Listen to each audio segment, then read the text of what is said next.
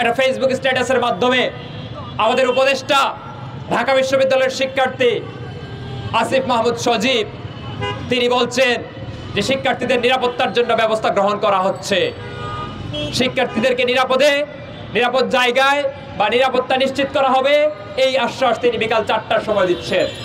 অথচ আমরা দেখতে পেলাম গতকাল রাত সেই 11:30 থেকে ক্ষণে ক্ষণে একটু পরপরই সংঘর্ষ হচ্ছে, কিন্তু কোনো প্রকার আইন শৃঙ্খলা রক্ষাকারী বাহিনী কিংবা বিশ্ববিদ্যালয় প্রশাসন শিক্ষার্থীদের নিরাপত্তা কিংবা সংঘর্ষ থামাতে উদ্যোগী ভূমিকা পালন করতে পারে নাই। কেনই বা করবে? এটাও একটা প্রশ্ন। আপনারা জানেন, অনেকে ঘটনার সম্পর্কে অবগত রয়েছেন যে ঘটনার সূত্রপাত কই থেকে হয়েছে। গতকাল রাত 11টার পর বা 11টার মধ্যে একজন নারী শিক্ষার্থী তার বাসায় প্রবেশ করতে চেয়েছিল। এই বাসার দারোয়ান এই রাত 11টার সময় কেন ওই নারী শিক্ষার্থী প্রবেশ করতে যাবে এই কথাকে কেন্দ্র করে মেয়েটির গায়ে হাত তোলে।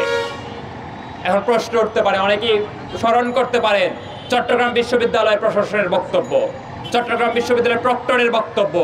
আপনাদের স্মরণ আছে নিশ্চয়ই, ওই চট্টগ্রাম বিশ্ববিদ্যালয়ের প্রক্টর মেয়েদেরকে হানি বলে উল্লেখ করেছিলেন এবং যেই সকল মেয়েরা রাত 10টার পর নারী হলে প্রবেশ করতে যাবে তাদেরকে তাদের হলের সিট বাতিল সহ শাস্তিমূলক ব্যবস্থা গ্রহণের কথা বা হুঁশিয়ারি দিয়েছিলেন। যে বাসার স্থানীয় দারোয়ান যে নারী শিক্ষার্থীর গায়ে হাত তুলেছে সে মূলত ওই নারী বিদ্বেষী প্রক্টরের ভূমিকা পালন করেছে।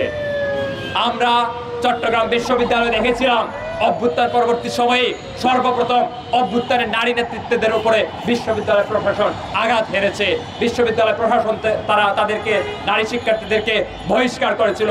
এই ধরনের ঘটনা আমরা চট্টগ্রাম বিশ্ববিদ্যালয়ে পরিলক্ষিত করেছিলাম। অনেক মানুষ, অনেক দল, অনেক সংগঠন নারীর পক্ষে অনেক ধরনের কথা বলছে।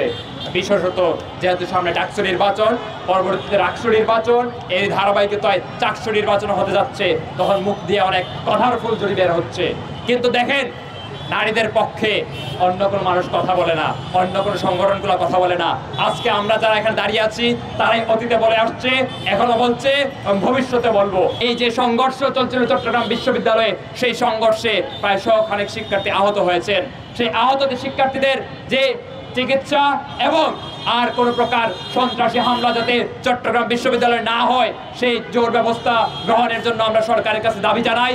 এবং আমরা মনে করি যে এই বিশ্ববিদ্যালয় প্রশাসন চরমভাবে ব্যর্থ হয়েছে তার শিক্ষার্থীদেরকে নিরাপত্তা প্রদানে। এই প্রশাসনের ওই যে হানি প্রশাসন, হানি প্রক্টর, তাদের এই জায়গায় অবস্থান করার ন্যূনতম কোনো নৈতিক অধিকার নাই।